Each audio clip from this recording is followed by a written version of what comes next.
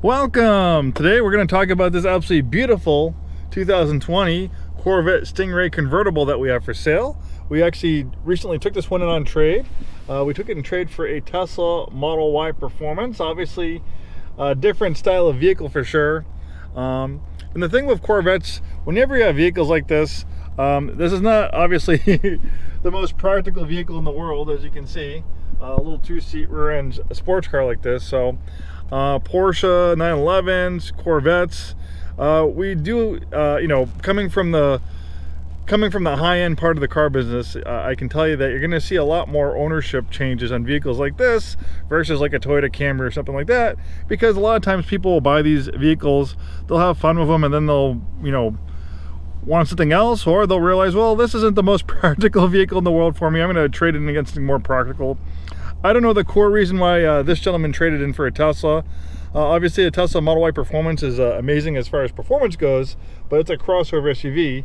It's not a two-seat mid-engine sports car like this. So he's probably looking for something a little bit more practical. Perhaps this was his only vehicle.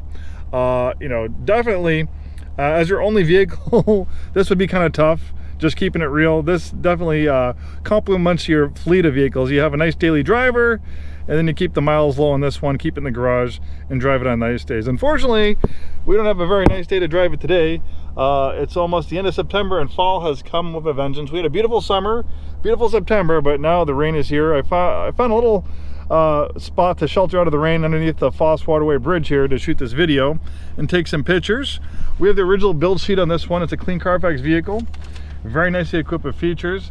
This one has a 3LT package, and it also has the Z51 performance package. Very desirable packages indeed. Had an original MSRP close to $90,000. The 3LT premium equipment package was $11,450 upgrade, basically bundling in lots of great features. We have the Chevy infotainment premium system of navigation, Bose Performance Series 14 speaker sound system, heads-up display, HD front curve view camera, memory drivers and passenger convenience package, performance data and video recorder, GT2 bucket seats, heated and ventilated seats, seats power lumbar control, power seat bolsters, heated steering wheel, custom leather interior package, suede microfiber wrapped up interior trim package, custom leather wrapped instruments and panels and doors, advanced theft deterrent system, universal home remote, wireless charging, 9 additional months of well, obviously that wouldn't apply, power heated outside adjust power folding mirrors with turn indicators and auto dimming driver's side, then rear cross traffic alert and side blind zone alert. So that's all comes with the 3LT convertible premium equipment package. Then we have the Z51 package. That was $5,000, giving you the Z51 performance brakes, Z51 performance suspension, performance exhaust, performance rear axle ratio, electronic limited slip differential, Z51 rear spoiler, high performance tires with run flats, heavy duty cooling system. And so that's all of the Z51 performance package, pretty much making this thing track ready. Then we have the front lift adjustable height, which would come in nicely with this thing. It's pretty low to the ground. That was $1,495, and I believe it has memory as well, so remember the spots where you raise the front suspension up. 19-inch front and 20-inch rear carbon flash painted aluminum wheels. That was $995 with machine edge. Then we have the bright red painted brake calipers, $595. And personalized plaque with name and VIN, $200. And of course we can print out a copy or email it to you so you can peruse it yourself. All right, so nice down to business interior. We'll take it for a little spin around the block. I can't obviously go too fast with it being wet, but I can tell you there's probably a lot of videos of the Corvettes being driven in the dry, but we'll see how this thing performs in the rain. Obviously, if you own it out here, you're going to be driving it in the rain for the next 6 or 7 months, unfortunately, if you live in the Pacific Northwest. Man, you feel like you're in a fighter jet cockpit in this thing. Beautiful interior. The earlier Corvettes, I'm a big fan of the Corvettes. One of my favorite Corvettes is the C6 Z06. I've had a chance to drive a lot of those things. We've sold them in our store. I just love it. But the thing with those older Corvettes, they're definitely skimping on the interior. I mean, it was pretty basic. They were very fast and awesome looking, but very basic, down to business interior. This one definitely has a lot more pizzazz. You feel like you're in an exotic vehicle. You almost feel like you're in a Ferrari or a Lamborghini or some exotic rear engine sports car, the way the interior looks, the way it's designed. And it's also very comfortable. Obviously it's low to the ground, but once you get in, it's pretty comfortable. I'm 6'2". It's a very comfortable, pleasant place to be. I have heated and ventilated front seats, climate control, everything is easily accessible. No manual transmission available. We have the 8-speed dual clutch transmission for the Corvette. There's a big support brace right down the middle here. So it's not possible to actually ever have a manual transmission in this form of the Corvette.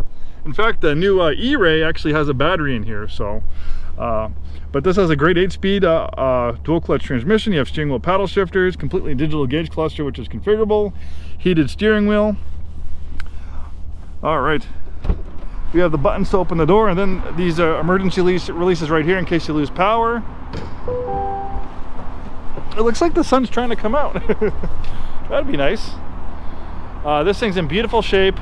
We have 26,151 miles. It's a clean Carfax vehicle. Beautiful color combination, and very, very nice shape inside and out. I don't think you'll have any reservations at all about the condition. This thing is absolutely gorgeous. So obviously we have a trunk up here, or you can call it a frunk. It's pretty deep, so a decent amount of storage. Obviously this thing's a pure sports car, so you do have to make concessions as far as space goes. And that's a big concession you're going to make with the Corvette. But if you can fit enough luggage in there for your significant other, you can definitely enjoy a nice long weekend road trip in this thing. The door handles are right under here, so it's very intuitive. You just go like that, you press the button, pops right open.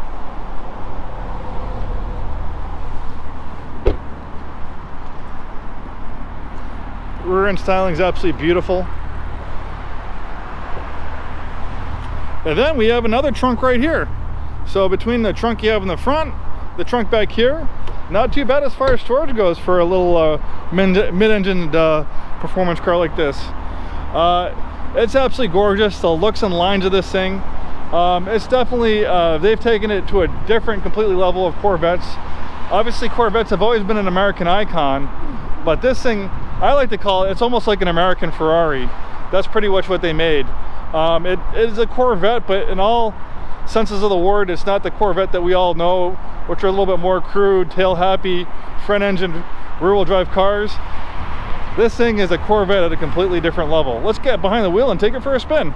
All right, so my mode, let's see what we got here. All right, so I got this drive mode selected here. This is track mode, which definitely changes the display of the gauge cluster. Pretty cool. Sport, Tour, my mode, so I can personalize it. Weather. That's the mode for us, because it's rainy and slippery out. And this thing, well, 500 horsepower, can get a little squiggly, so we definitely don't need to have it in sport or even touring mode. Eco will be perfectly fine for conditions like this. And there's probably tons of videos on these Corvettes in the dry and stuff, but I bet there's not too many people who've actually made videos of how it performs in the wet. So that's what we're doing right now. One thing you can notice when you put it in the track mode or performance mode, you can hear the exhaust liven up a little bit quieter. Obviously, in the all-weather mode, the traction control system and stability control system are probably going to engage a lot sooner, which makes perfect sense. You know, as good as these electronic nannies can be, they can't overcome stupidity or the laws of physics, so you still have to be have some personal restraint, because you can get yourself in trouble even with it in weather mode with a vehicle like this. All right, yeah, it doesn't take much. I could feel it. I maybe barely gave it quarter throttle, and I could definitely feel the rear end getting a little squiggly there, which is good. You know, being mid-engine, you have the weight of the engine over the drive wheels, so that gives you a good amount of traction versus having front engine rear wheel drives like the old Corvettes. But yeah, this definitely is something that I would not want to get too crazy with the throttle in wet conditions like this until I at least get a little bit more comfortable with it. And the other thing that you kind of have to contend too is that the blind spots, you can see, are not the greatest. You have good mirrors and you have blind spot alert, but you have very big blind spots back there, so you do need to pay extra attention when you're changing lanes, for sure. The heads-up display is fantastic. It's very quiet and comfortable to drive. Obviously getting in and out of slow to the ground can be tough, but once you're in it, it's very, very comfortable. I could spend all day in here. I love the layout of the interior. This nice steering wheel feels really nice. It's flat bottom on the top and the bottom. Feels really nice in your hands. Leaves a perfect opening to not obstruct the gauges. You have all the buttons and controls right here. The screen for the navigation. You can also get our parking screen. So like if you hit the screen right here, left on system unavailable. Oh, that's the wrong button. Feature unavailable while driving. All right. So let's get to a stop. Let's try this again. All right, there we go. So that's like a front camera. So you can see the front spoiler, or the lower front part of the front fascia right there. So that's great for parking. And if you are going over a low bump or, a steep driveway or like a speed bump, you can definitely check and do it really slow and make sure you don't scrape up that beautiful front fascia. And then you have this button right here where you can actually lift the front end, and if I remember correctly, I can actually remember the location. So when you lift it in one location, next time you hit that location, it should automatically raise the front end up. It should remember that spot for you, if I do remember correctly. Just remember, I'm not a Corvette expert. It's even hard to see that green light up there. All right. So I'm going to change lanes over here. Check that blind spot.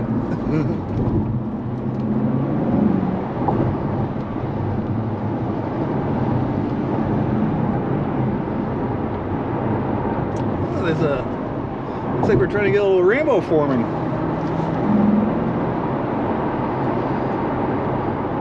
So even just kind of putting along, you have plenty of passing power even in all weather mode. You just give a little thump on the throttle and you have plenty of passing power. Really nice, easy car to drive on the highway. It doesn't jar your livers when go over bumps. Even though this one has a Z51 performance package, you can definitely feel the stiffness of the suspension, but it doesn't jar you, doesn't kill your kidneys when you go over bumps. It's a very well set up suspension. The rear visibility is not too bad. Obviously the sides are a little bit tough with the way the hood's mounted. You have these blind spots, but directly behind you, visibility is not too bad in the rear view mirror. And the side mirrors have pretty good visibility, and then of course the blind spot is an absolute must on this thing. All right, I just pinned the throttle right there. Obviously it's not going to be as fast in the all-weather mode versus the sporty drive settings, but actually did pretty good. Didn't spin the tires out much. The car didn't want to go sideways at all. It did a pretty good job putting that power to the ground.